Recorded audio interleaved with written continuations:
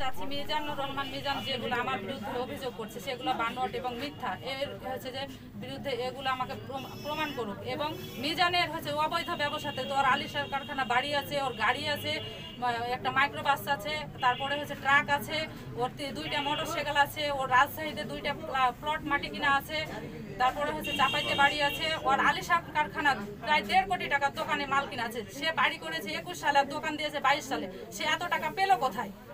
হচ্ছে যে তারপরে আপনার চাঁপাইনবাবগঞ্জে 6টা প্লটের মাটি কিনা আছে। আপনি কি চাইছেন?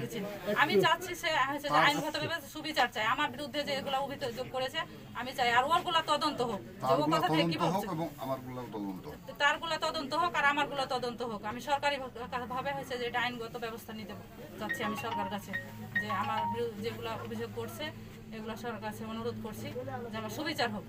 অবশ্যই আমার বিরুদ্ধে যেগুলো হয়েছে মিথ্যা বানোয়াট অভিযোগ করেছে মাদক বলে, এটার অবশ্যই আমি আইনগত ব্যবস্থা নিব এবং আইনের কাছে আমি আশ্রয় বলছি যে আপনারা তদন্ত করে আইনের যেটা ভালো হয় সঠিক বিচারটা করে দিন। আমার 2018 সালে আমি রিটায়ার্ড হয়েছি, 2023 সালে আমি হজ করে এসেছি। আমার ছেলে চাকরি হয়েছে 2006 সালে, এ পর্যন্ত চাকরিতে বহাল আছে।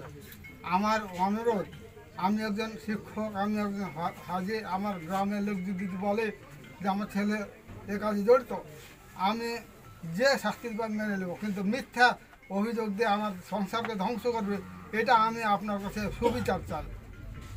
আমি সরকারি লোকের কাছে সুবিচার চাই। আমার ছেলে চাকরি যাবে, চাকরি নষ্ট করলে আবার ভাজা জমিলে দ্বন্দ্ব হতে পারে, কিন্তু এইভাবে একটা মিথ্যা এই মাদক দ্রব্য কোটি কোটি টাকা, আমার বাড়িখান দেখেন তো কী অবস্থা।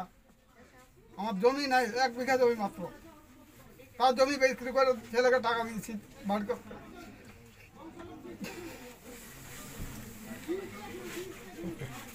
আমি একটা শিক্ষক, আমি কোনোদিন এইসব কাজে ছেলেদেরকে সহযোগিতা করিনি, করবো না। আমার এটা বড় ছেলে কোম্পানি চাকরি করো, তার দেদার শেষ নাই।